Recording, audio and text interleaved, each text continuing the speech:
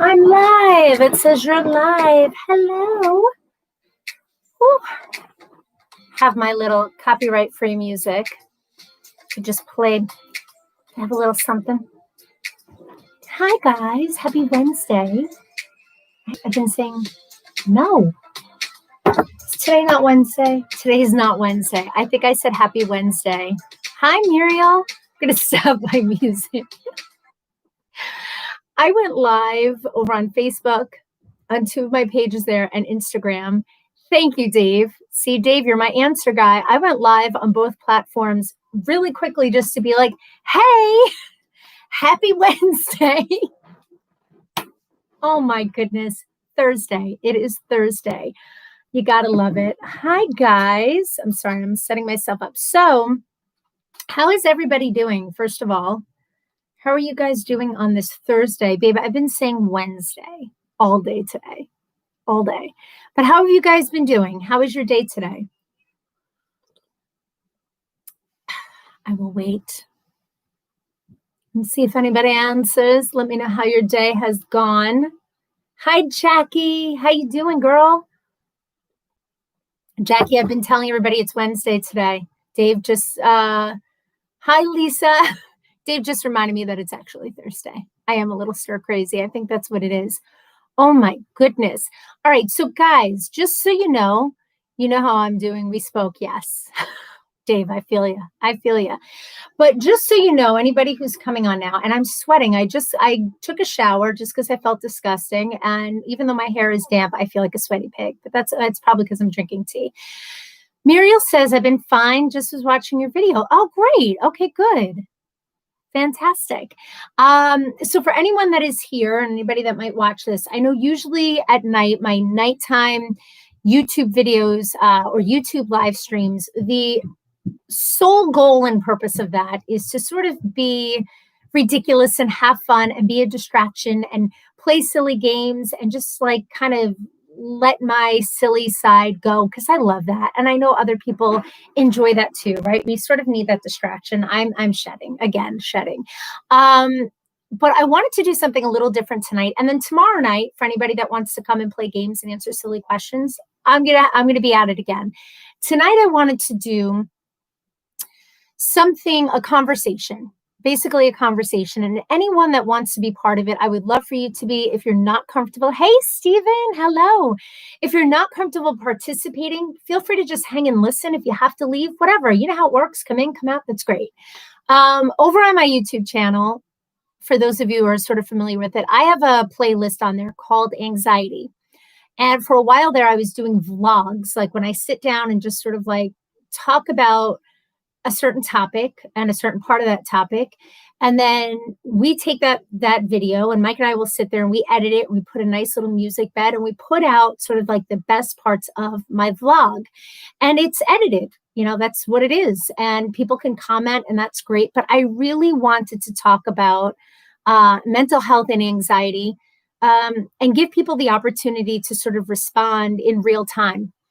And the reason why I decided to do this was because recently I've been speaking to some family and friends, and they're just struggling. Listen, not that I'm not, but a lot of people are struggling. And this isn't meant to be let's get down and depressed and talk about mental health and by the end be like, wow, not at all. Hey, Ernie, hello.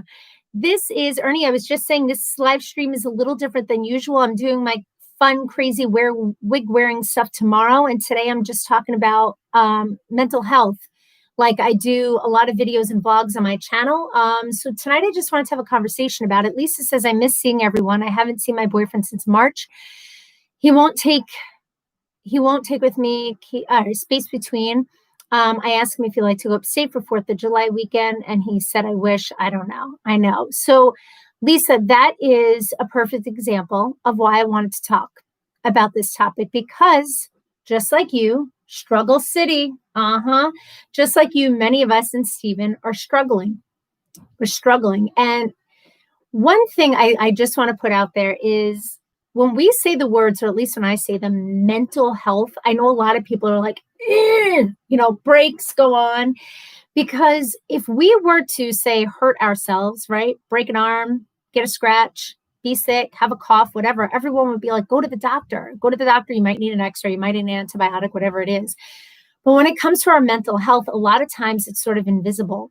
There are definitely days where I look at myself in the mirror and I'm like, oh, mental health all over your face. Like I just have that look of like, oh, today's not a good day. But oftentimes you could just walk around with a sunshine t-shirt on and smile, and everyone thinks you're Susie freaking Sunshine, and inside you're dying a slow death. And that's just the truth of it. So mental health, a lot of times it's just this invisible thing that people walk around with. So true, right, Jackie? Seriously. So I wanted to share some things, and I want to preface it with anyone that might watch this later. I am by no means a medical professional, psychologist, psychiatrist, and neurologist, anything that ends in an ologist. I am not. I'm a person who I'm 42. 32 years experience with anxiety. I can remember it as early as being 10. So I talk about that and I share that. They must be reading your shirt, right? I am definitely the walking inspirational t-shirt girl from Target. Sunshine, you could do anything you want to do. Be bold, be brave. She knew she could, so she did, all that type of stuff. And thing is, I believe it. I believe that wholeheartedly. And I like to be sunshine and light and bright and like, let's have fun. But there are many times I am dying a slow death inside. And I say that like not joking. So I wanted to share some of that. And listen, if you guys have seen my videos on anxiety, this is going to be repetitive because it's my story and I'm not going to like change things to make it new.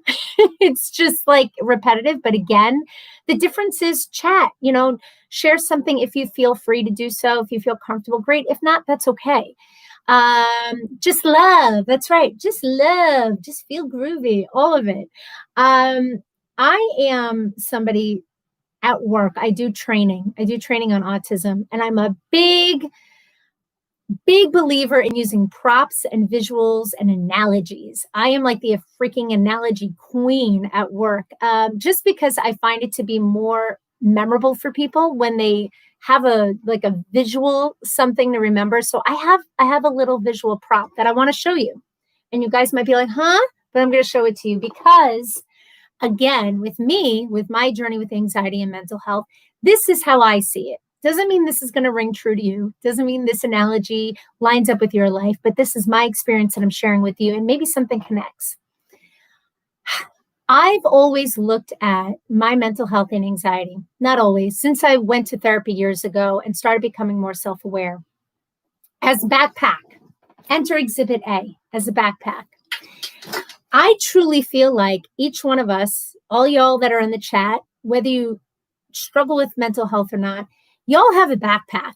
We can't see it, right? It's like this invisible backpack that we get probably by the time we go into school and actually need a real backpack. But we all have this invisible backpack that we walk around with. Now, sometimes the weight of your backpack is going to be much heavier than others. Here comes exhibit number 2.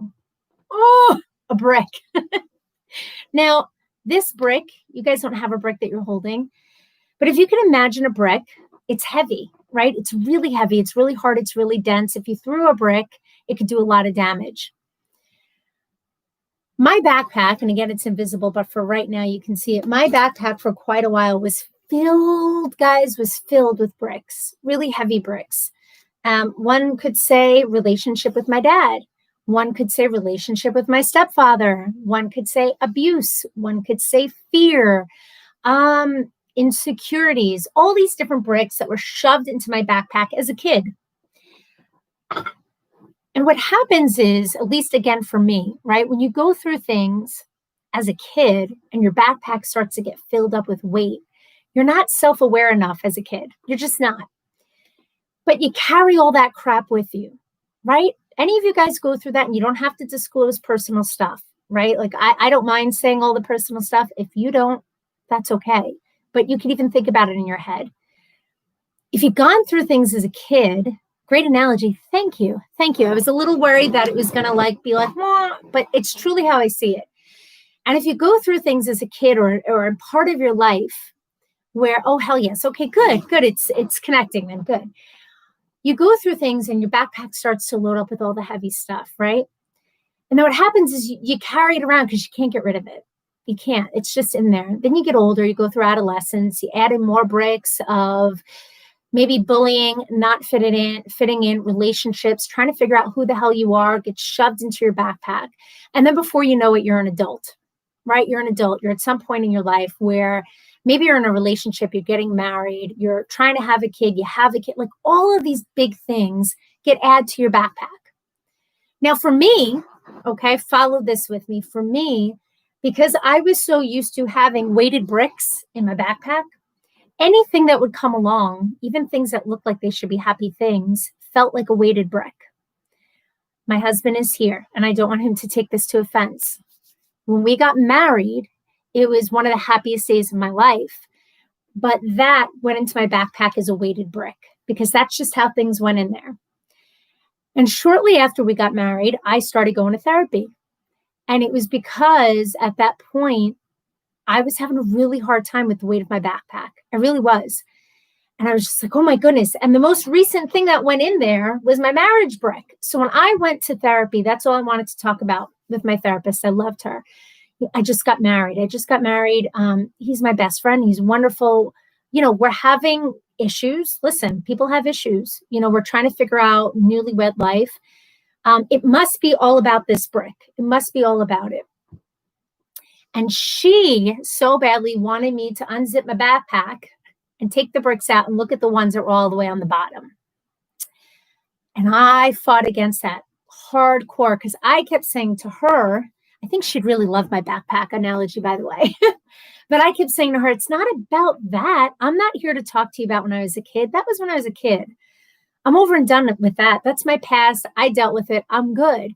I'm talking about the stuff that's on top, right? The most immediate stuff. I need to talk to you about that and figure that out. And then eventually one day she said to me, listen to me, if you're not willing to do the work to figure out what got you to this point, this ain't going to work. It's just not going to work.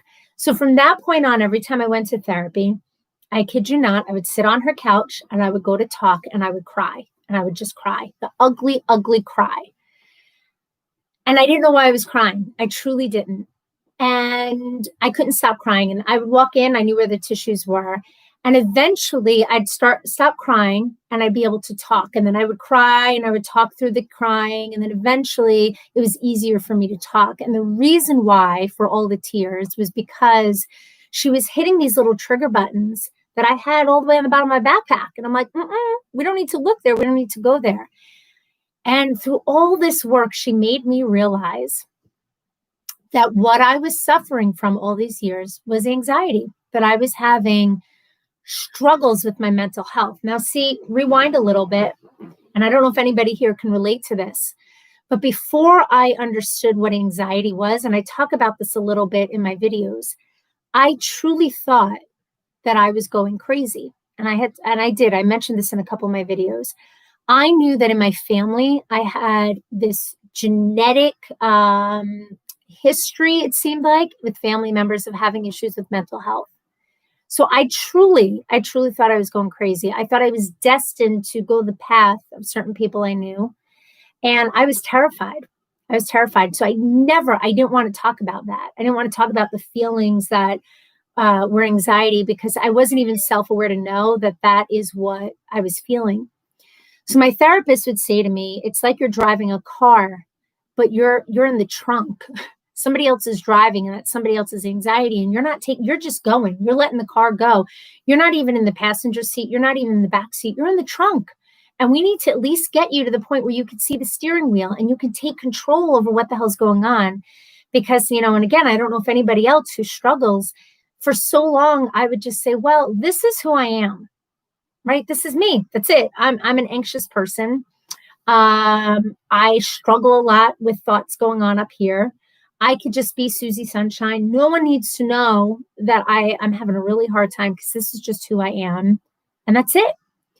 And through therapy, I did a lot of work on realizing like that doesn't have to be just it. That doesn't have to be who I am.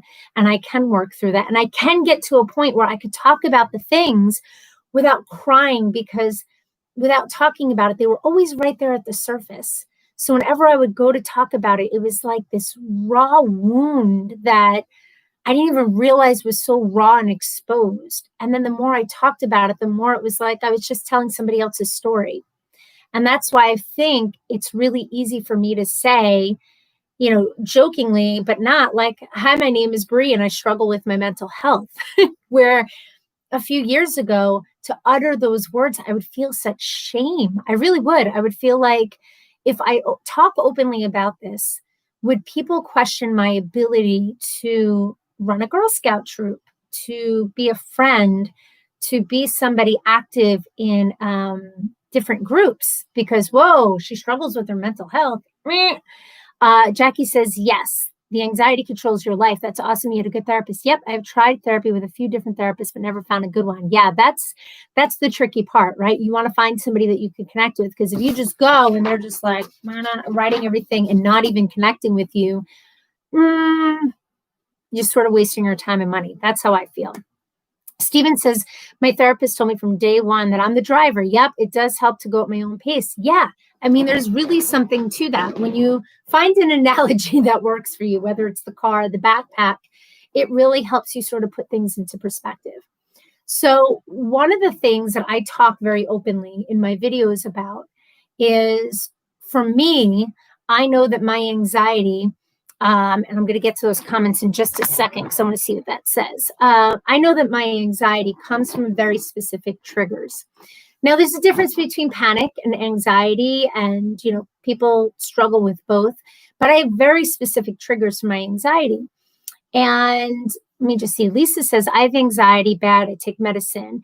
You go to therapy, still get anxious and nervous about stuff like going to a party, we'll have fun, etc. Yeah. So I'm sure some of that might be your social anxiety, right?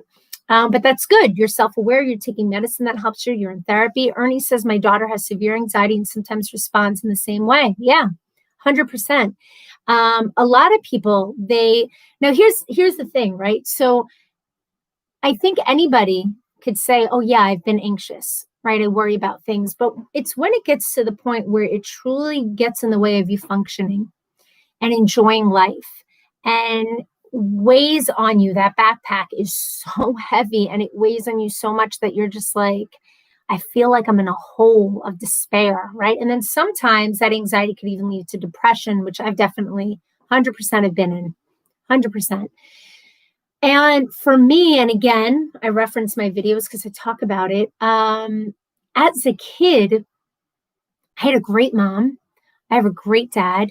They divorced like some people do. I think I was 2, so I don't really remember them being together at all. And then I had a stepdad who had a lot of issues and wasn't very kind and wasn't very nice. And so my fear, one of my triggers, fear and lack of safety, started from when I was a kid.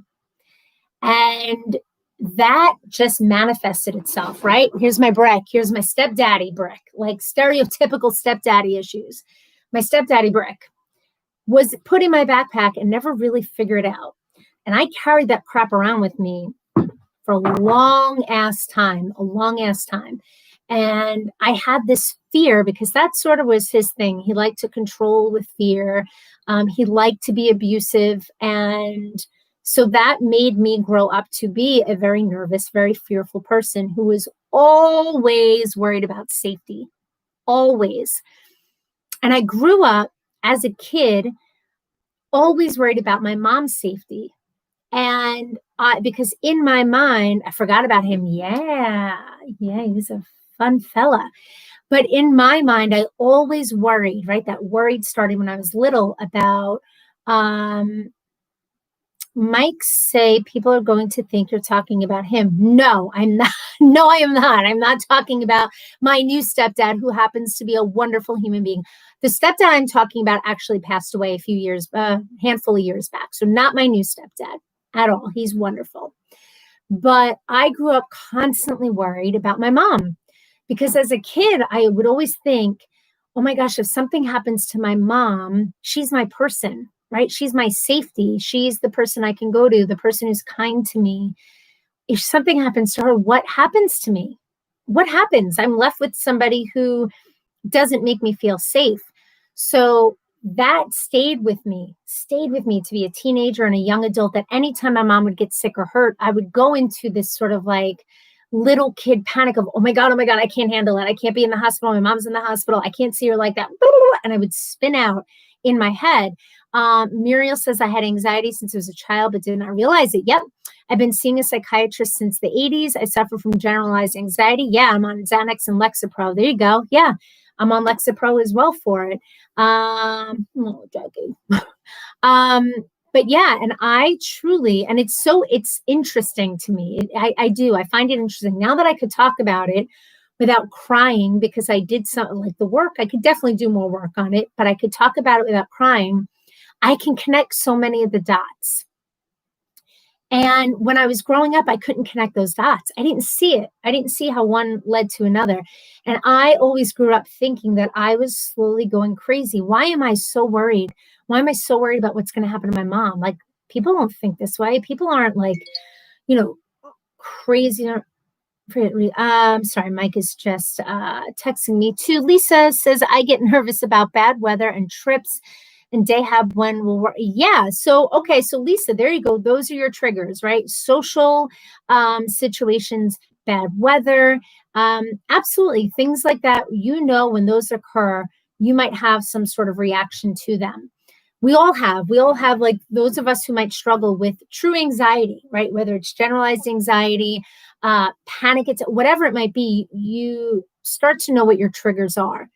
And that was a big one for me, was safety. And what happened was, once I met Mike, that feeling of, oh my goodness, what if something happens, now transferred onto Mike. So I was constantly worried about my mom. Now I was constantly worried about Mike.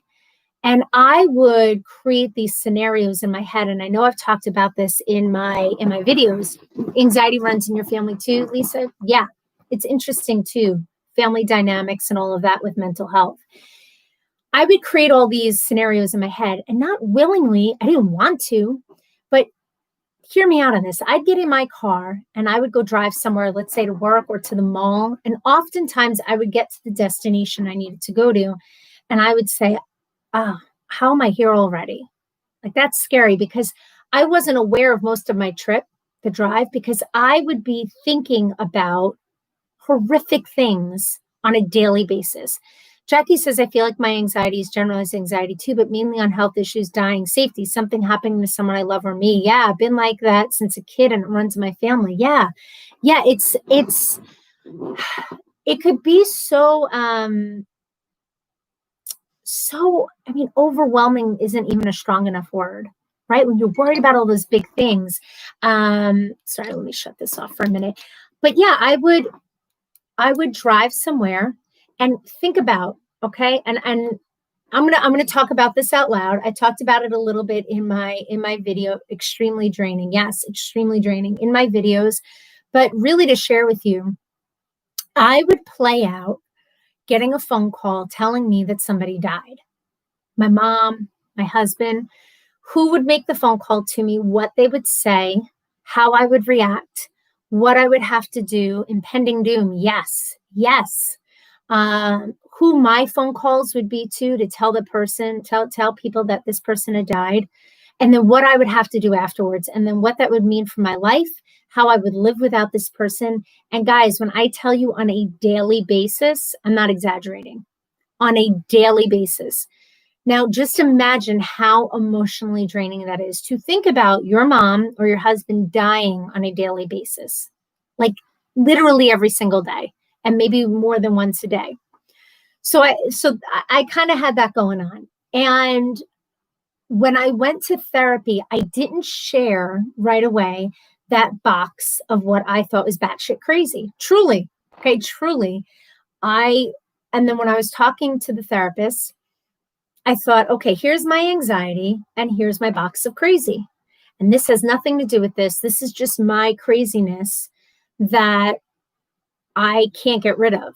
And I was so ashamed of. Like, I truly thought, nobody thinks like this. Nobody thinks on a daily basis about, well, good, Mom, I hope not, about somebody dying and how they would die and how you'd react, who would call you, and all of this. Then what happened was I had a baby.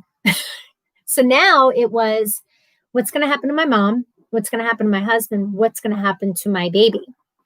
And it just kept piling up, right? And where's my brick? How'd I lose like a 50-pound brick? Here it is. Here's my brick. Steven says I've done that too. I do it still. Yeah, you do that still. See? Yep. Lisa says every time my grandpa calls the house, I get worried. Yeah, right? Bricks. These are all freaking heavy ass bricks that we put in our backpack and we carry around with us. And I had my mom brick, my Mike brick, my Riley brick. Forget about it, guys. It was like so heavy. And in the middle of all this, I'm trying to work. I'm trying to, be a wife. I'm trying to be a mom. I'm trying to be a good friend and be like myself and trying to figure out who that is. And my mental health was going down the shitter, excuse the expression, but it truly was. Yeah, it is a heavy brick, right? And I knew, because then eventually I shared with my therapist about my thinking, because I said, okay, I get anxiety, but what's this? What's this train of thought? Because it's suffocating me and I don't know what to do with it. And she said, it's part of it. And I'm like, okay, all right. And she helped me understand it. And I always thought, okay, it's part of anxiety. Then I think it was only last year, guys, maybe last year, maybe 2 years ago, I was watching Tiffany Jenkins and I referenced her. She's a YouTuber, a mom who talks about her struggles, drug addiction, all that. And she had talked about intrusive thoughts. And I did a video on that. And I'm like, intrusive thoughts? What in the heck is that? And she was talking about, and she jokingly said, and I'm like, oh my God. And I started to cry. She said, in her head, it was like a Dateline, Dateline, the show Script, playing constantly. Tiffany Jenkins, mother of whatever, went out for a walk, was attacked. Tiffany Jenkins got in her car, drove off a cliff. Tiffany Jenkins went to the car to get a sippy cup. Somebody attacked her. And I'm like, oh my God, that's what I do. That's what I do all the time. I can't walk out to my car because somebody is behind the bush and is going to attack me.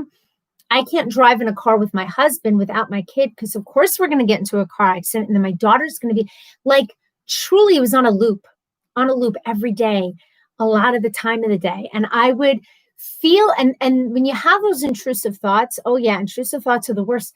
And Jackie, I truly didn't know like that's even what they were called, because my therapist, she would talk to me about how it relates to anxiety, but I don't think I was honest enough with her about how much I experienced them, and that it was a loop in my head on a daily, like just how much I was struggling with it. Yep. Hands up. Yeah. And when you are having this internal dialogue, a lot of times, like I said, I could be driving and thinking about it and not realizing it until I got to where I was. And then I'm like, oh my gosh, I was just driving for 15 minutes and I was thinking about death and I didn't realize it until I got where I was going. When you're stuck in that, you truly could feel like you're losing it.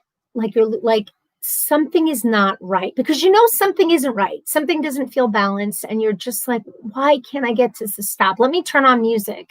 Let me think happy thoughts. And sure enough, it would start good. And then I would just go back into like the dark side. So when I had our daughter, I realized that it started to affect my ability. You too, Lisa. Yeah. My ability to be the mom I wanted to be, because I was constantly, wasn't just a worry like a new mom I'd have. I was just constantly like, ugh. And then real world stuff would happen, like real life stuff that I was thinking in my head would actually happen. The Sandy Hook shooting, right? That was a fun one. Now I had to bring my daughter to daycare. And the narrative that I was playing in my head about what if somebody came in and took her, or somebody came in and shot up the place, that actually happened at a school. And then I thought, oh my God, that's going to happen. And I would get sick over having to leave her at this daycare. Then Mike had to go to Newtown and spend like a week with a family. So it was like all of these things that I would think about. And I jokingly said this in a video. It wasn't like I was thinking, oh, dragons are going to come from the sky and burn down our home, and evil fairies are going to come in with pitchforks and gouge our eyes. Like I was thinking real life stuff that could actually happen, but I was thinking about it like on a daily basis. Ugh, yes, I know. And it was getting to the point where I was having a hard time finding motivation to do the things that I just needed to do in life. And I felt myself falling into depression. I really did. Where like I had a time where my daughter would go to school and my work schedule was a little bit more flexible, and Mike would be at work. And I'd have these chunks of time. And I know I've spoken about this too, but I'd have these chunks of downtime. And instead of the downtime, yeah, exactly, Mom. I was going to talk about that too. Instead of being able to be motivated and functional with downtime, I would go back to bed and I would worry. I would just worry and I'd cry because I'm like, why can't I feel better than this? And I knew, because I had friends that would talk about, oh, Xanax is this and this is that, and not really talk about why they were on it, but say, oh, life changer. And I had this fear, shocking, another fear of medication. And I've said how, because of the addiction that also runs in my family, I thought, okay, I'd rather struggle with anxiety and I'd rather struggle with intrusive thoughts than now try to take anxiety medication and now become addicted and then go down that path, right? So now I'm like spinning out all over the place about it all. And it wasn't until last year that I had said to Mike a few times, I'm like, I'm not okay. Like I'm not okay. And I knew that. And big things happened. Frankie a few years ago was introduced to us. A lot of things that went on in his life, me feeling like we had to save him, me feeling like, of course, like we're the only people that could save him, and then taking that on and the adoption and like all this stuff. And people would look at us and be like, that's so great. You guys are doing that. And I knew everybody meant well by it. And I'd be like, yeah, but inside it was just like, oh, wait, where's the brick? Where's the brick? Adoption brick, like all of these things where I'm like, yeah, no, Sissy Sunshine, everything's great. And I just kept collecting all these bricks and I wasn't really dealing with any of them. So they just kept piling up. So one day I met with a friend of mine who had opened up to me about anxiety, because by then, right, exactly. Yes, Muriel, thank you. Lexapro is not addictive, but Xanax can be. Yep. So that's what my doctor had said. And I went out to breakfast with a very good friend of mine. I had been doing my lives on Facebook at that point and talking about anxiety. And she'd said, listen, I've suffered with it. I struggle with it. And I'm on something called Lexapro. And she told me about her experience on it. She said, you know what? It couldn't hurt to talk to your doctor. And I finally got to a point, and I've said this before, where the fear of what it was doing to my kids was greater than my fear of having the conversation about medication. Okay, if that makes sense. I was super afraid of medication and the conversation. And then all of a sudden, I saw the effects of my anxiety on my kids. And now that fear was here, and the conversation about medication was here. Jackie says, I really should try Lexapro or something. I was actually going to call and talk to my doctor in March, but then all this happened and got pushed aside. Yeah. Hey, Jackie, other Jackie. Subconscious mind is scary. It really is. It really is. So I called my doctor. It was just my regular, physician. Because I was like, do I have to find a psychiatrist? Like, how does this work? I called my doctor. And they said, okay, what are you calling for? And I remember having this moment of, it wasn't shame, but it was almost like a little embarrassed. Like, what am I calling for? I don't know. I don't know. And I said, you know what? I'm having a hard time with my mental health, and I need some help, and I'm not really sure where to start. That's what I said. And they said, oh, okay. Yeah, come in, talk to the doctor. I'm like, great. And I went in, and it reminded me of going to therapy, because as soon as I started to talk, I started to cry. And she was like, it's okay. Take a deep breath. And I said, I'm having such a hard time I'm having such a hard time with anxiety. I've gone to therapy. I stopped going to therapy. Eventually the cost of sessions, if it's not covered by insurance, gets to be too much. And I thought I was in a good place. And, I said, I tried A, B, and C, and I'm really afraid of medication, but I'm not okay. Something is off. And we had this really in-depth conversation, and she listened to my fears and listened to where I was at. And she said, okay, Lexapro is not addictive. This is what you could experience with it. I can also give you Xanax for night if you need it. And I decided for me, doesn't mean that it wouldn't work for others, but for me, because of my fears of addiction, I'm like, you know what? I'm going to just try Lexapro. So Stephen says, I haven't been on medication 20 years, started Zoloft today. There you go. Yeah. Listen, right? Sometimes you just need something to help balance you out. Jack said, I struggled for years with passing out from severe anxiety and worrying what would happen if I passed out while driving or grocery shopping with the baby. I wouldn't leave the house. Yeah, debilitating. That is the word I was trying to figure out before instead of overwhelming. There are times when it's truly debilitating. Yeah. And Jackie says, Jax, I passed out a few times when I was 17 and then had anxiety about that happening. When I drive now, I still sometimes get anxious about it. Yeah. I drive in the right lane so I could pull over quickly if I feel. Yeah, I know. Oh my goodness, right? It's just so, Jackie, you said it before, it's so draining to always think have it be there, right? Have it this fear. So then I think it was the beginning of December, I had started Lexapro. And I decided, because I was vlogging about it, I was going to really pay attention. I'm sorry, I'm shedding and I have this piece of hair that's tickling my arm. I was really going to pay attention to how it was making me feel. And I sort of, made my video about that because I wanted to share with others, and checked in with the doctor, tweaked out the right dosage. And I have to tell you, for me, and again, I'm not pushing medication on anybody. I'm telling you about my experience. For me, it's been truly life-changing and life-saving for me.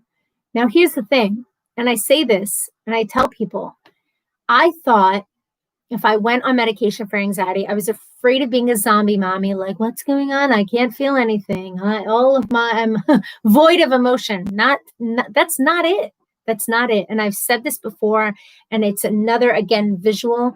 But before medication, I was always waking up here, right? If you go 0 to 10, I was at a 9.5 baseline without any triggers, environmental stuff happening, stressors. I was here.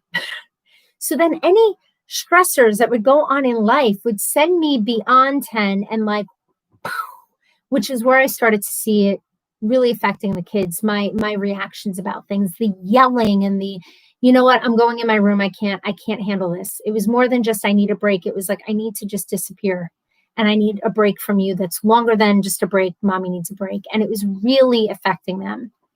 And now with medication, listen, I still feel stress. I still get really agitated by them, and I still yell sometimes. But I'm at a 3 or 4 when I wake up instead of being at a 9.5. And I always say it gives me now all this room to work with. When the stressors come on and the bricks pile up, I'm not already here. So I can handle the stressors better. And what's more important is I can also handle realizing when it's getting too much, or when I need to say time out, or when I need to say to Mike, this is too much. A lot of times, part of it for me, Jack says, I would have never asked the doctor for help. I had an episode in his office. I would have never thought depression or anxiety. Didn't think it had anything to be depressed or anxious about. Yes. Sorry, I needed a drink. I've heard that from people.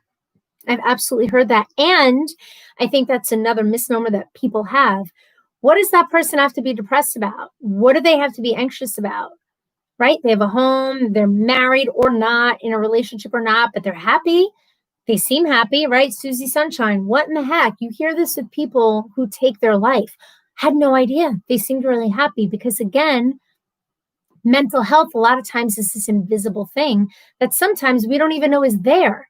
We all have it. We all have our invisible backpacks that we just keep throwing crap in as we go through life. And so many times we never open it up to see what's in there and say, you know what, let me take out the bottom brick and work on that because it's weighing me down so much. A lot of times we just look at the top and say, oh, it must be the issue at work or the fight I just had with my spouse, or, oh, the kids are super like stressful right now, right? Yeah, you said I have a good job, a healthy kid, and a nice house. Yeah, exactly. Yeah. Oh, Stephen, there you go. Robin Williams made so many people laugh because couldn't find his own joy. My Uncle Fred, okay, we have a few family members here. My Uncle Fred was a comedian and an impressionist, would make people laugh till they cried. They were laughing so much. He struggled greatly with his mental health, greatly. I've heard comics say that people who are often the ones that are like, let me make you laugh, are usually the ones that are struggling most inside. And it's sort of their way of making other people happy, right? Let me, hey, look at all this, so I don't have to address what's going on here. It makes a lot of sense, but it's also very surprising when you hear about that with people. But what I find now for myself after the time I had in therapy and after, for me, again, finding the right medication is that I have sort of an imaginary, along with my imaginary backpack, an imaginary toolbox, right? For years, I work with people who have autism, developmental disabilities, and families. And I say, you need a toolbox, a coping box that you can go to when things get to be too much. You need to have a plan. If you don't have a plan and all of a sudden you're spinning out, that's not the time to make a plan because you can't figure it out when you're in it. You really can't. It's very hard. Jax is basically trying to avoid depressive thoughts by being funny. Yeah, I do that a lot myself. I do that a lot. So now, because I find things that work for me, like I said, I still struggle. Don't get me wrong. I still definitely struggle. I struggle sometimes trying to remember my why, my motivation. And then sometimes when I get motivated, I'm like, oh my God, please, I just want to hold on to this motivation and bottle it up because I know me in a few weeks, it's going to be gone and I don't want it to be gone. So I try to just be consistent and go for it.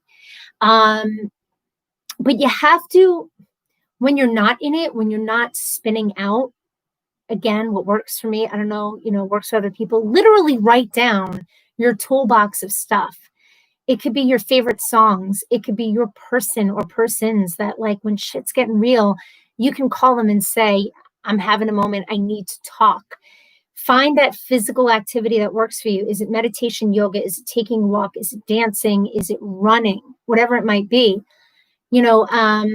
Just the things, because what happens with a lot of people, and this is truly what I was always worried about, which is why we don't usually keep alcohol in the house. And I was afraid of medication. What happens is that when people don't have those healthy coping skills and tools, they tend to go towards things that are more like vices and aren't healthy, whether it's drugs, alcohol, food, like binging on food, right? Emotional eating. Dave says, I think it was more than 10 years ago, I had a bad bout with depression. And had some really ugly thoughts. Yeah. And somehow I managed to work through it all in therapy. Dave, thank you for sharing that. Yeah, I have to tell you, I hated being on meds and it was rough. Okay. So 2 of those things. One, again, I don't mean to push anything down anybody's throat, but if you find a great therapist, I'm telling you, it's like, it's hard. Dave, you said the word work. It is work. It was so hard. As much as I loved my therapist, going to therapy, because she was not, after I was there for a while, she was not going to accept, oh, you're crying because of an argument, that you and your husband may have had. Like, that's sort of like what's going on now, but like, there's so much stuff there you haven't addressed, and she wasn't going to accept the fluff. And it was hard work to be like, here's my diary, right? That's why I called this Dear Diary. Here's my diary of stuff that I don't really talk about. I'm going to talk with you and you're going to like try to help me fix it. That was really hard work. And as far as hating meds, Jackie, I have to tell you, there are so many people I know, including just like the families I work with and kids, that they say medication is a journey because you're not always going to hit it on the first try. Especially people who tried medication years ago. my doctor had said, like, medication has come a long way. There are things that people take now, like me with the Lexapro. I don't feel like "Ugh" from it. I don't. I just feel better equipped, more clear in my head. Where are we? Dave, a therapist saved my life as well. Yeah. Jack says getting off of them was struggling. Well, yeah, with divorce, hypothyroidism, which had my emotions on a roller coaster ride. And I don't like roller coasters. Me neither. Me neither. Emotional ones or ones at amusement parks. I don't like them either. Dave says I was in group therapy. Oh, nice. Many good people helped me. That's great. That's sort of like what I picture this as, right? Like, even though we're not all sitting in a circle, it's sort of like the group feel that when you have a group that you feel safe with and comfortable with, you can sort of talk about things and feel like you're not being judged. Extreme embarrassment about the struggle with depression and anxiety. Yeah. Mom says, don't be embarrassed. Yeah. You know what? I have to tell you, and those are feelings that I think a lot of people have when they're struggling with mental health. It's sort of this like shame and embarrassment and this feeling of like weakness. And I definitely felt those. I definitely felt those. But I have to tell you, when I decided to take more ownership over it. And that's the thing too. Oh, I'm starting to have that thing where it's like, oh, I have so many things to say. Okay. When I decided to take ownership over it, I felt empowered. I didn't feel weak anymore. I felt really empowered. I felt strong that I was saying, I'm struggling with my mental health and it's not okay. It's not okay for me to just be like, well, this is who I am. La, la, la, let me go through life. I felt empowered. I felt like I was taking control. And that's something I had never felt before. I never felt really in control of my emotions. Jack said group therapy was scary, but helpful. Meeting people going through similar struggles was sort of a comfort. Yeah, which I think is why when I started doing my lives over on Facebook, I immediately started getting texts and messages from people saying, thank you for sharing. I'm going through the same thing. Because there's something about connecting with other people that go through similar experiences that make you feel like less isolated, right? That makes sense. That when somebody says, oh yeah, I go through that too, then all of a sudden you're like, oh, it's not just me. Okay, good. I'm not the only one that feels like, their brain could explode at any point. But yeah, what I was saying was you have to get to a point, or at least I know I did, where look, it would have been really easy for me to continue life with my big ass backpack of bricks and say, well, I have the stepdaddy brick and the dad brick and the divorce brick of my parents and the fear brick and the meh, meh. And a lot of people would have been like, well, oh, okay, then of course you're going to feel that way, and understandable. But there comes a point in your life where you have to say, well, I'm either going to be a product of that or I'm going to take control and like own this shit, like own your life. And for me, it truly wasn't until unfortunately I had kids and I realized it was affecting them. And I still see, and I said this to Mike, I don't know how long ago, I can still see that my reactions to things affect them. And I still try to work on that. I still try to work on think before I speak. I still try to work on my toolbox when things are getting too much. A big trigger for me, I realize, is noise. Like, when you could say, oh, it's just too loud. It's too loud. Sometimes a combination, I'm not even joking, of noises. And I have joked around about this with like mouth noises or the dripping water or that stirring of yogurt sound. I know it sounds insane. That on top of the television being on top of one of the kids trying to talk to me, on top of the dog barking, I have such a difficult time, and Mike could attest to this, weeding out the noise and trying to focus to calm myself down to the point where I'm like, I need everything to stop. Turn off the TV. Please stop talking. Walter, stop being a dog. So I just need because it's so overstimulating to me that I feel my anxiety getting like I feel like I'm back in that crazy realm. So I've become very self-aware of like my triggers, and it's noise, it's certain noise combinations, bizarre as it might sound. It's the whole safety and fear thing. That's a big one for me. So where are we? Jackie says, I do group therapy with parents with special needs. That's amazing. And a psychologist runs it and I love it. Help you feel not alone. You know what? I think that's fantastic, especially if you're going through, right? One of your bricks. I'm gonna start working out with this, but Jackie, one of your bricks absolutely in your backpack that not everybody has is being a mom to a child with special needs, right? As much as you love your child, as much as I love my children, like when they come with different bricks, it adds different weight to your backpack. And I think that's amazing that you connect with people that are going through the similar situation, because then you have this unity and bond in your safe place to talk about those things with like-minded people going through that. How great is that? Steven says, I have to get back to owning it. Yep, exactly. Because when you don't own it, it owns you. It owns you. And you're just like, oh, and you're drowning in it. Jackie says, it kills me when I see that it affects my kids. Yep.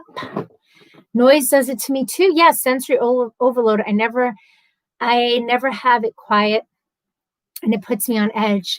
Same here, girl. It's the most, I find it a little bizarre when it happens to me, because I know people are bothered by noise, right? Like there are times Mike is like, God, you guys are just so loud. Please stop.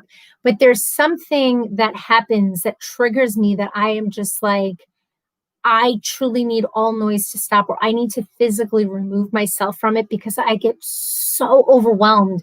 Or sometimes, like if Mike and I will go someplace where there's a lot of people, it's not even social anxiety, because I love being around people. I love being social. But there's some times where I'm just like, I got to walk out of here. I got to get out. Like it's too much. It's just too much going on.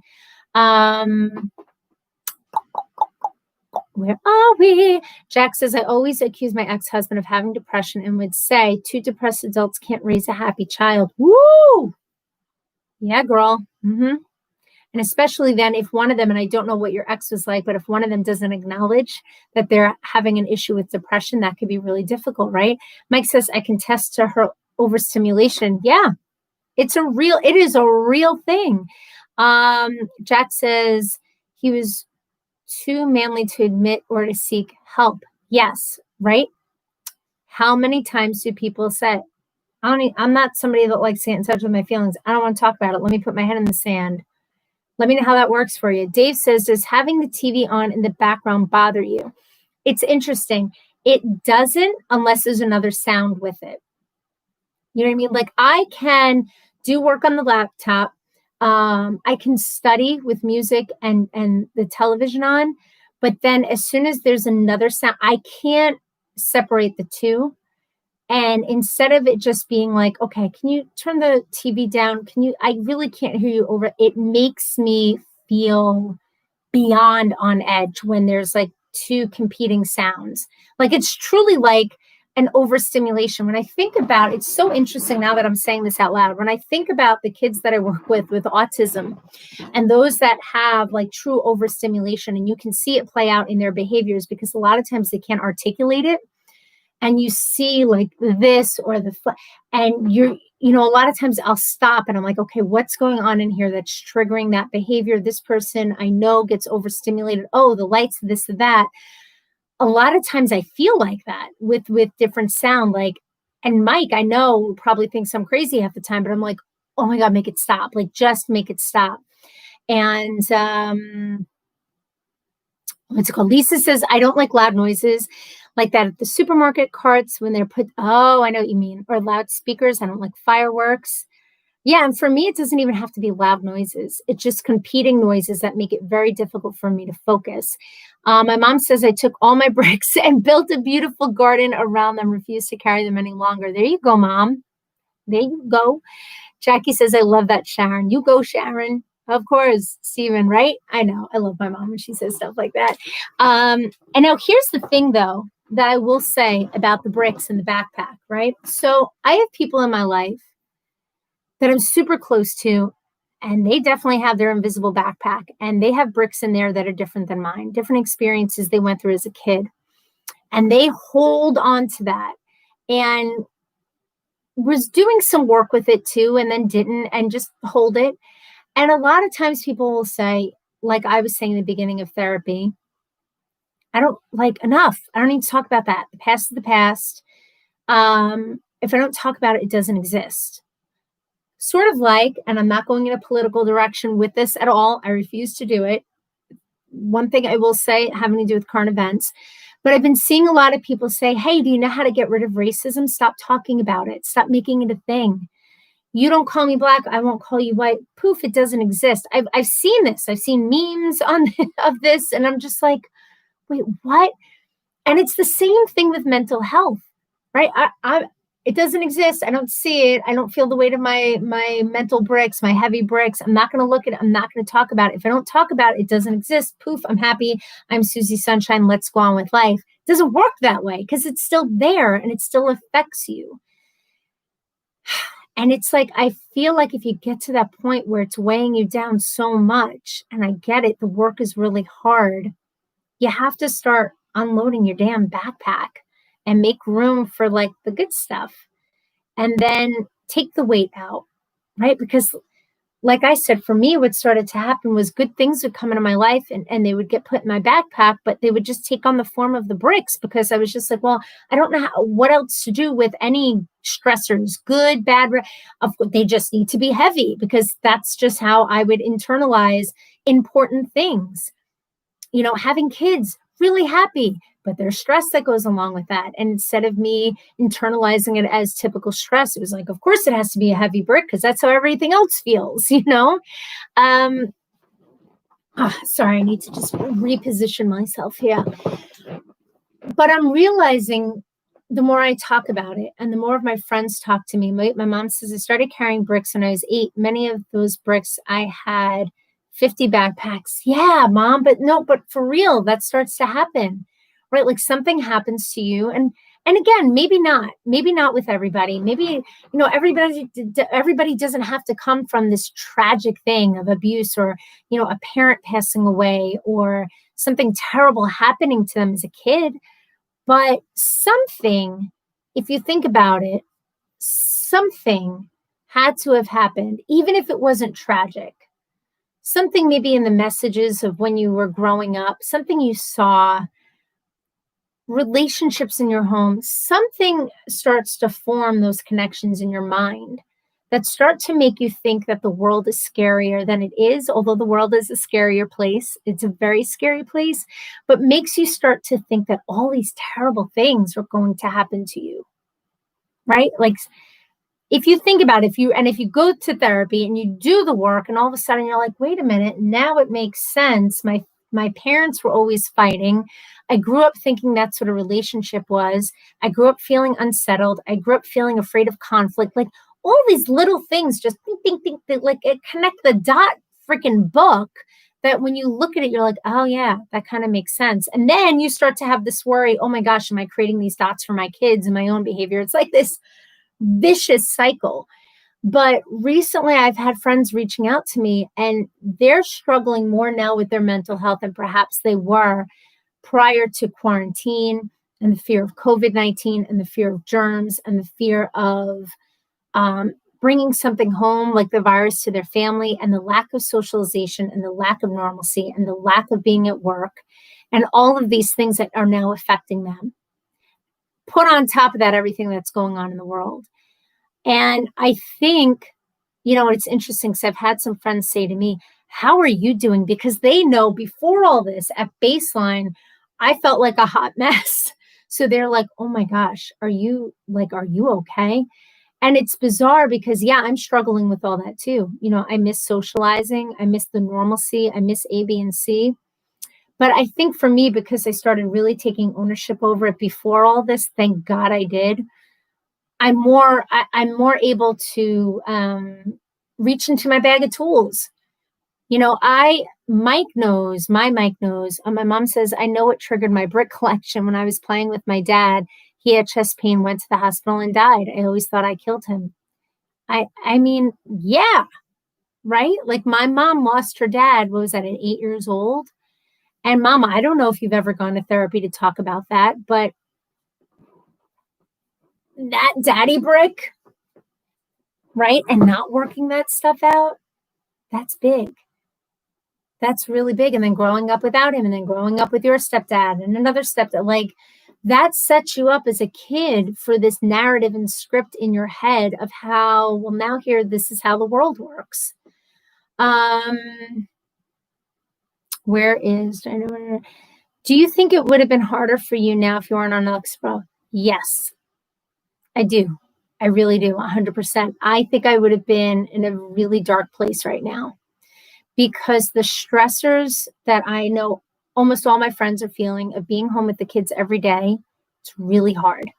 It is. It's really hard when they're screaming at each other, when they're like, Mom, I'm so bored. Like, it's really difficult. I know 100% that if I wasn't on Lexapro, I don't think I would be proud of the mom I would have been through this. I just don't.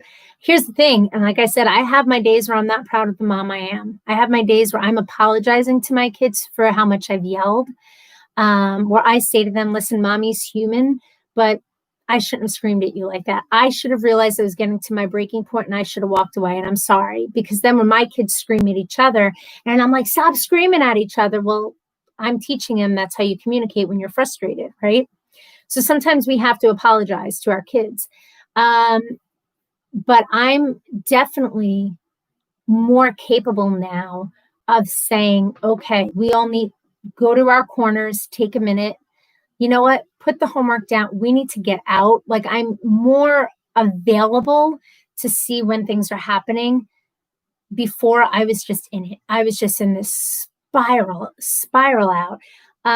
Jack said, growing up with physical and verbal abuse gave me the idea it was normal. Yeah, right. Now, for me, again, having a mom that I had, and I'm not just saying this because you're here, Mom, I know you're not without flaws. I have my flaws and faults, but I had a really good mom. I have a really good mom. But for me, growing up and seeing and hearing the things that I heard and saw, I probably would have thought that was normal too. But I had this best friend who's still my best friend, and her family was very much more of like a traditional family. Dinner at 6 o'clock. No arguing. And if they argued, it was never in front of the kids. And now being an adult, knowing their family wasn't perfect, but it was different. So I knew that wasn't the way it was supposed to be, right? It wasn't supposed to be turmoil and all this angst. Jackie says, yes, I hate when I do that and scream out of frustration at them. Yeah. Now I never scream at you. You don't, Mom. You don't. But yeah, Jackie, I know what you mean, because I struggle a lot as a parent with, it's human. It's human to once in a while lose your crap and be like, enough, when the kids are just acting like feral children, like they just came out of the woods, raised by animals. And sometimes, and I know like the textbooks will say not to do it, but sometimes the only thing that gets them to stop is if you because then they're like, oh, mommy's losing it. And I know that doesn't have a lasting effect, right? It's like, that's not really going to have a lasting effect. So there's a lot of times I feel shame in my parenting. And then I have to sort of talk to myself with kindness and grace and say, you know what? You're doing the best you can right now. You're acknowledging where you need to do better. You're trying, and you're not going to be that perfect mom every day or any day, right? What's a perfect mom? I don't know. But I know enough to know to apologize to my kids when they're deserving of an apology. I know to always tell them, listen, even if I'm mad at you and I yell, it doesn't mean I don't love you and I'm not proud of you. I may not like the way you're behaving, but I always love you. Like, I know enough to always reinforce the things that they probably need to hear after being screamed at.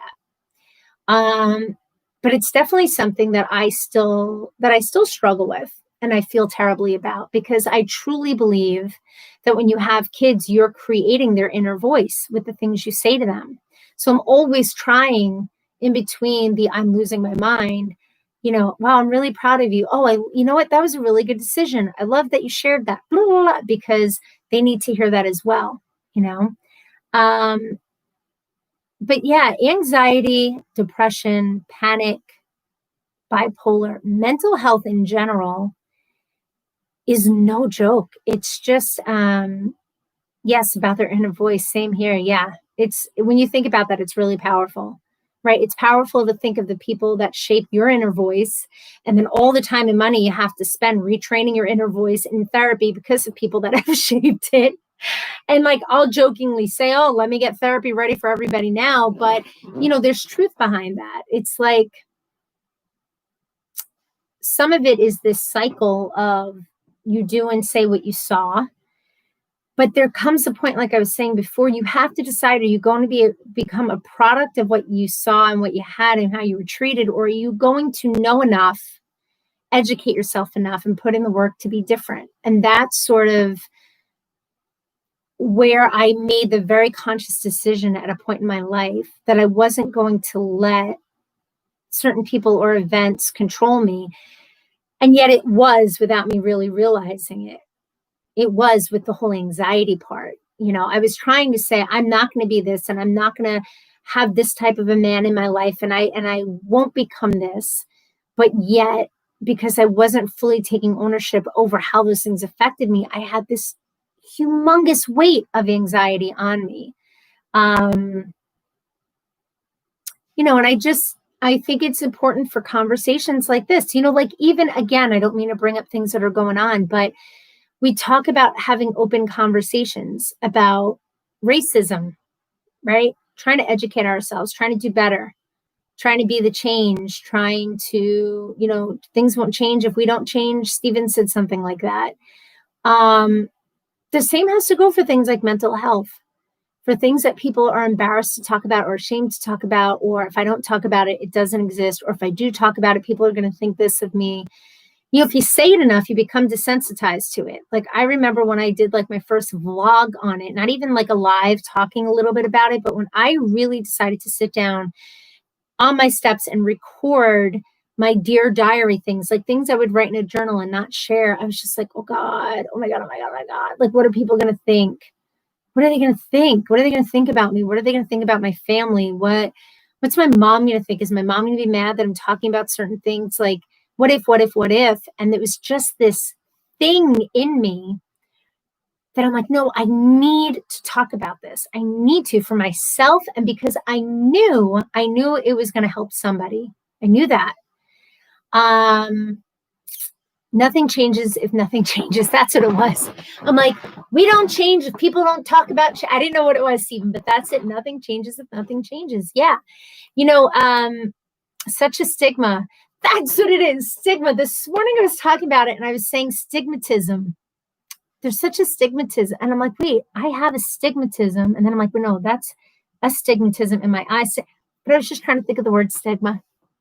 Thank you, Jackie. Such a stigma about it, which isn't right. You've helped a lot of people by talking about it. Thank you. Yeah. Something, and I was going to share this earlier.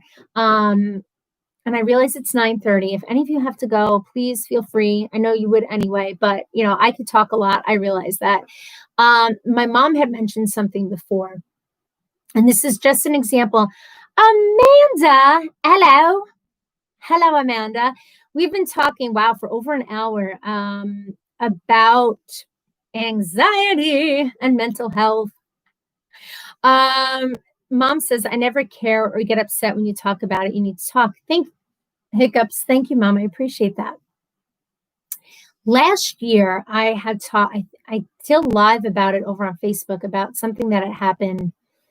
And it's so, again, interesting. I say interesting because now that I can talk about my mental health and anxiety without really crying through it, I really find it, the way the brain works, the way my brain works, other people's brain works, to be really interesting. So, and for some of you, I'm sorry, it's a repeat story, but I was talking about my intrusive thoughts before, right? And all these things I would make up in my head.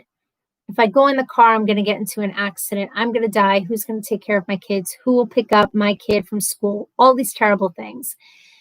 So one day I went to the mall with my mom and my sister and the kids. And, Jack says, because people don't understand, they say, just get over it. Like, we don't wish that. Yes. Exactly. Lisa says, is anyone having trouble sleeping? I am, since this whole sickness happened. Sometimes I'm up all night.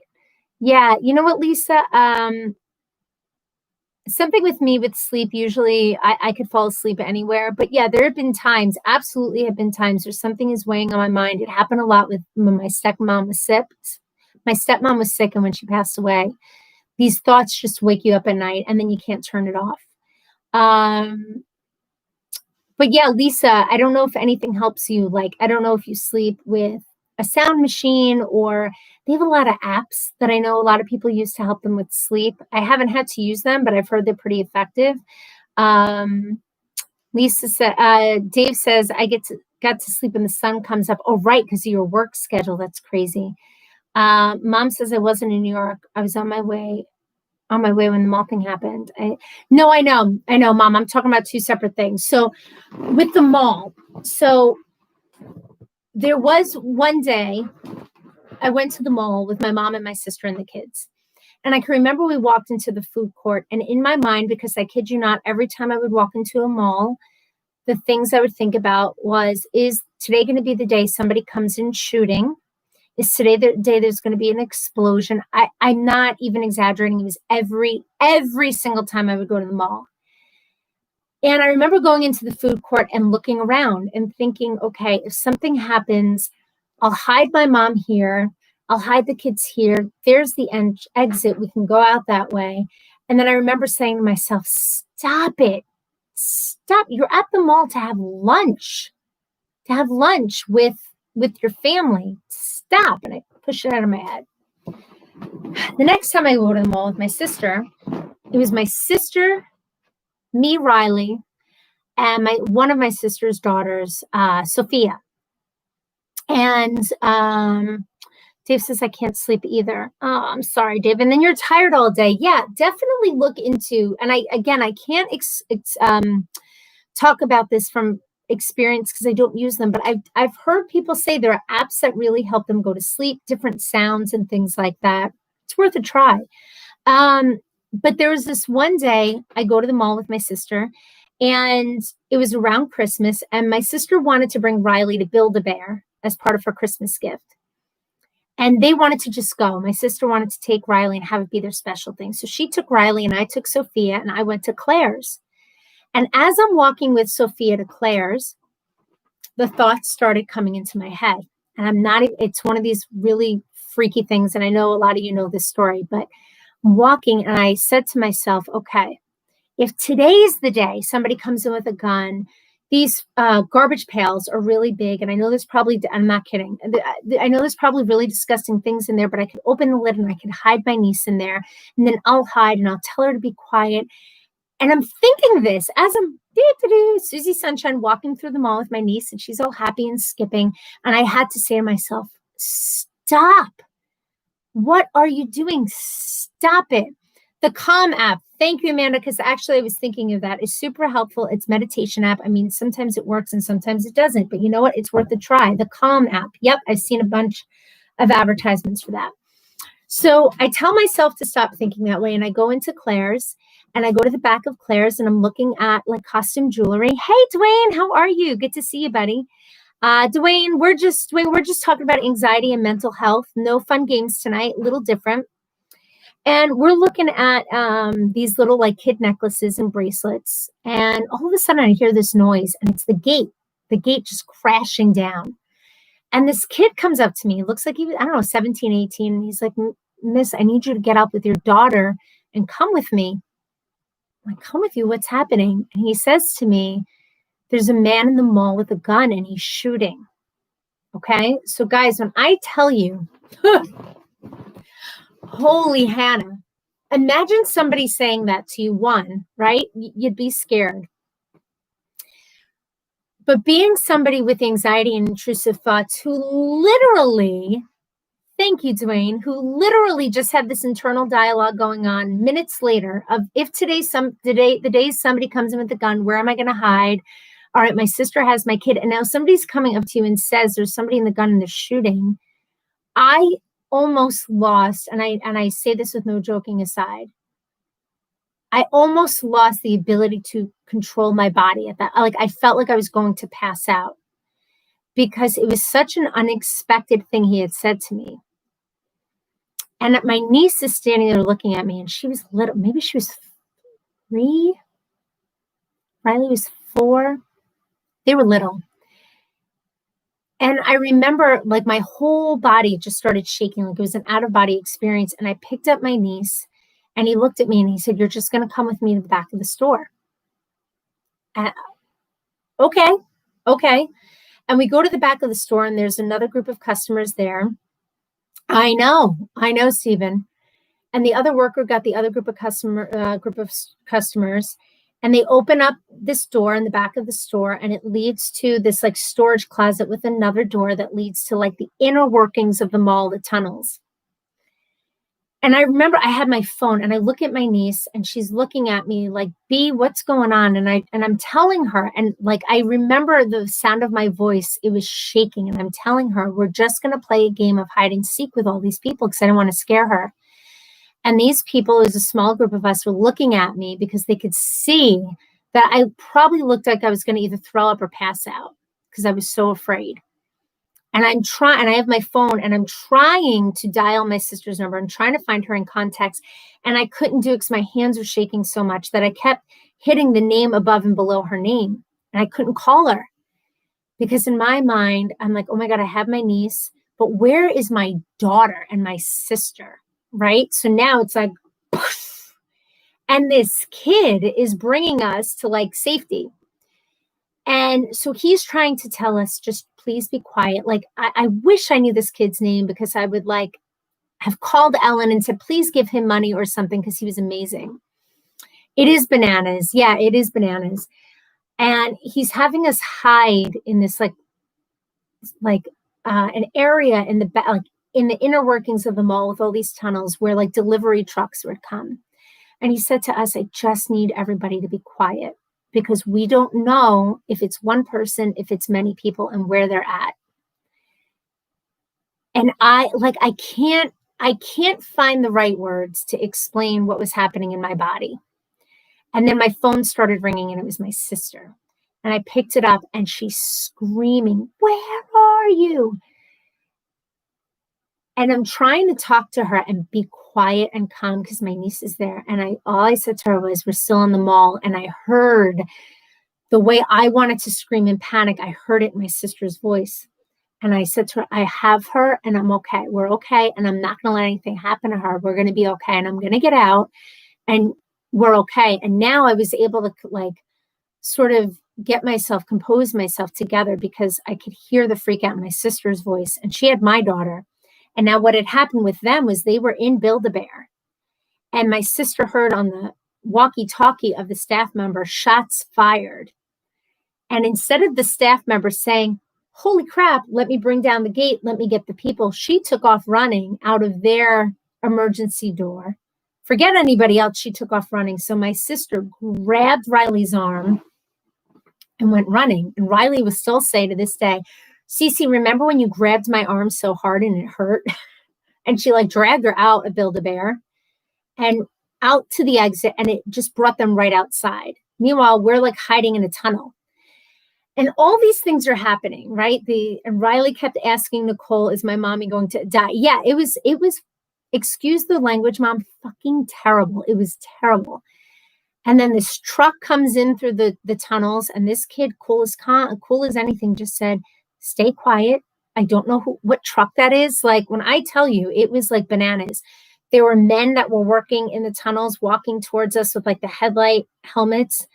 And the kid said to them, "There's somebody in the mall with a gun," and they took off. Like it was terrible. And what wound up happening was there was a young guy who went into a jewelry store near the Claire's we were in, and he had tried stealing a watch or something.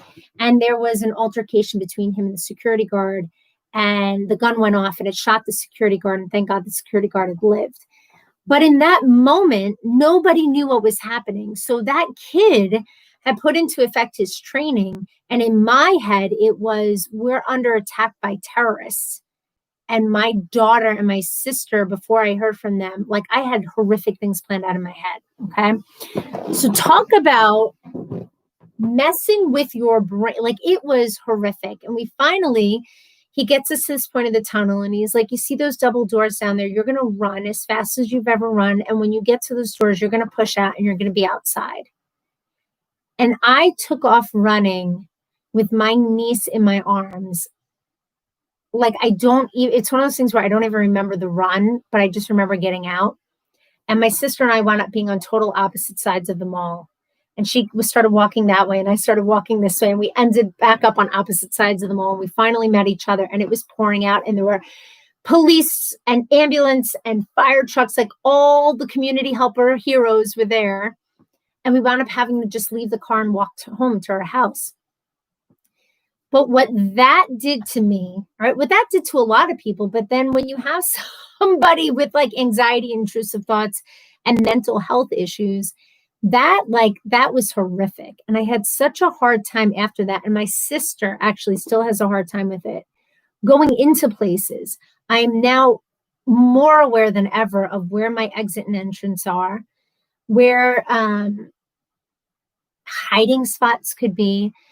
But what had happened was before I started the Lexapro, that one incident put those intrusive thoughts into like overdrive.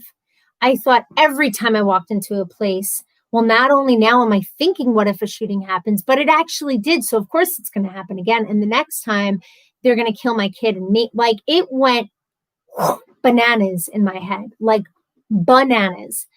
And I should have gone back to therapy at that point because I was so afraid of that happening again. And then Mike going to work for the news and what's going to happen to him. I started spiraling again, out of control with it.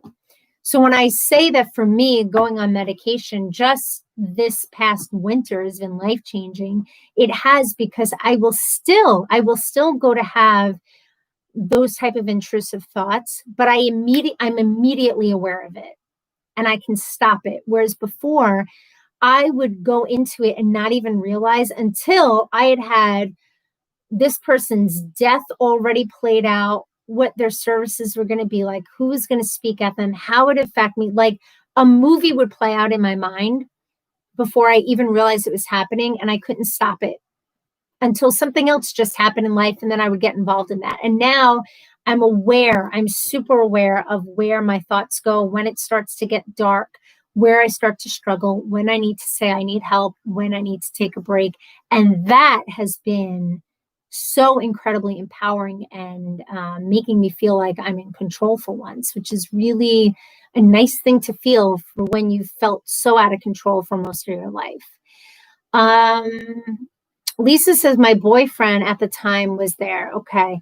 The same mall with Dahab, and it happened crazy. Remember this? I never go to the mall by myself, never go at night. Yeah. Now, and here's the thing. I think it's healthy for everybody to walk around with some sort of awareness of caution, right? And some sort of awareness that not everybody's good and not all the time will good things happen. And I think that's healthy, that you don't walk through life thinking, be friends with everybody and no one's going to do you harm. Like, you have to be aware of some things. But when I think the key point is when it gets to the point where where it gets in the way of you functioning, where it gets to a point where you're engaging in more of the dark thoughts than you are in happiness, when you're having a really hard time finding joy and feeling happy, that's when you have to say, my life is worth more than it just playing out like this.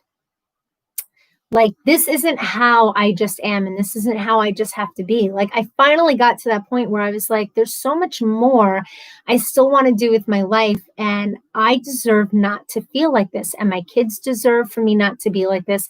And my husband deserves for me not to be like this. And like I said, by no means am I like, woo, just Miss Positivity and I have my feelings under control all the time. Like, I have big emotions anyway. Right? I love really hard. I'm happy really hard. I get sad really hard. And by hard, I mean really like just big emotions. That's just who I've always been. So when you also have anxiety, you feel that a lot, like a lot. And so yeah, that's why it was really important for me to come on tonight. And tomorrow night, like I said, I'm going to go back to having fun and being a distraction and just like us laughing. But I think sometimes it's really important not to just make a video and edit it and put nice music and put it out for people to watch.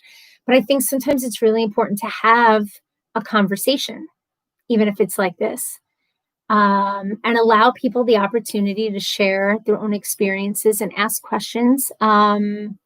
Because you never know how it affects somebody else. So yeah, I know I kind of shared a lot. I threw a lot out there, but that was my point of tonight, was really just kind of getting back into that, because like I said, I know right now a lot of people are kind of in their own struggle and their own journey, and it's okay.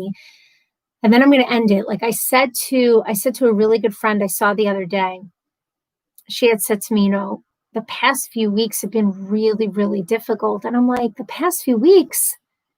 Why am I just now hearing about it? Like, this is my best friend since I'm little. I'm your person. I know, but you have stuff going on too, right? How many times do we say that? I'm not going to call someone so, because I know they have stuff going on too. And I always say, but what would you say to that person? You would say, call me. I'm here for you. I want to help. And that's what people want to do. Yep, Dave, this is good. Do it every so often. Thank you, Dave. I will.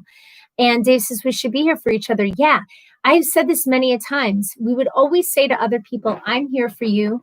Talk to me. Let me help you. But when it comes to us, we can't give ourselves that same permission to say, no, that person will want to be there for me. Let me talk to them. We always feel like we're going to be a burden on somebody. And I think we have to get out of our own way and realize that there are friends and family in our life that care so much about us, that want to be that person that you just say, hey, can I talk to you?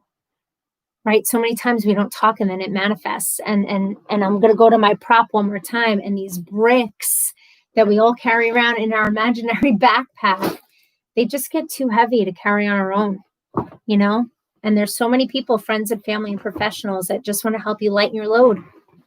And that's what life should be about. No one should go around in darkness, mentally in darkness too long. That's not what life should be, Steven says, I'm always here for my gang. I know you are. And, and I love this. I have to tell you, I absolutely love this. There are people on here, including my cousin, Steven, right? We've been cousins, obviously, our whole life. And we've just recently, over the past X amount of months, probably since January, I think, since I started the other group, really reconnected and become really not just cousins, but like really good friends, and being able to say, hey, yeah, I'm struggling. Hey, what do you think about this? Blah, blah. Like, it's just, I think we just have to sometimes get out of our own way and stop subscribing to the idea of, if I don't talk about it, it doesn't exist. I don't want to talk about it because then I get emotional. I can't get emotional. Like, if you don't get emotional, eventually it just poof, and explodes all over the place. So, like I always say, anybody here that's watching or watches, I'm always like, my phone is always available. You ever need to chat or talk? Yeah, I got crap on my plate. So does everybody else. But it doesn't mean that we can't be human to each other and be like a friend to each other and just be an ear. Believe it or not, I can listen. I know I talk. Girlfriend can talk, but I also can listen really well. So if anybody needs. My mom says, and when you're late, Stephen, you make me worry. Stop making me worry. Yes, Stephen, when you're late for the morning lives, mom's like, where's Stephen? Where is he? Send out the dogs. But anyway, guys, listen, thank you so much for being a part of this. I really look forward to tomorrow night and having fun with everybody. But I love being able to just have human conversation about things that are like going on with people, right? It's part of what my channel is about too. So thank you for being a part of it. Thank you for sharing personal stuff. Thank you for listening to my stuff. And I'll see you guys tomorrow. But I hope you have a good night. I have to get upstairs because we got to start watching Outlander, the show that we are absolutely obsessed with right now. So, all right. I love you guys. Good night. Good night, Jackie. Good night, everybody. I'll talk to you soon. Bye. Good night. Good night. Always willing to listen. Thank you, Dave. I feel badly hanging up on everybody, but I'm going to go. Bye.